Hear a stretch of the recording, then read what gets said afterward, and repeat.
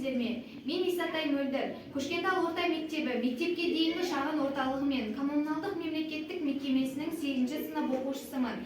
Жас өлкетанушы мен экологтар форумының Грэнд Осис номинациясынан қатысушысымын.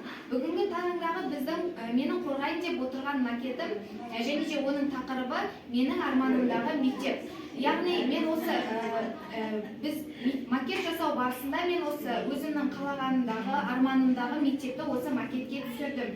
Және де табиғатты аялау, тіршілікті аялау ол біздің парызымыз. Және де осы табиғат біз үшін үлкен әсерін тигізеді. Және де мен осы макетті жасау үшін ең алдымен мектептің макетін және де мектеп алдын көгалдандыру барысында осындай жасау.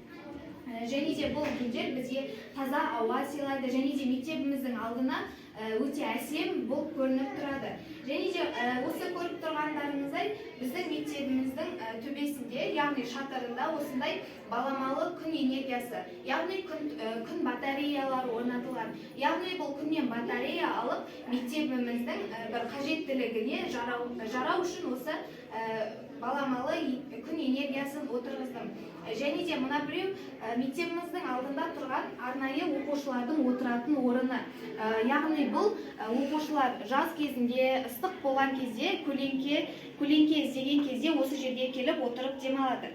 Және де мектебіміздің алдында мынандай жасыл алаңқай орнатылған. Бұл жасыл алаңқай яғни біздің мектебіміздің оқушылары футбол ойнайды және де көптеген ойындарды осы жасыл алаңқайда өткізеді. Және де осы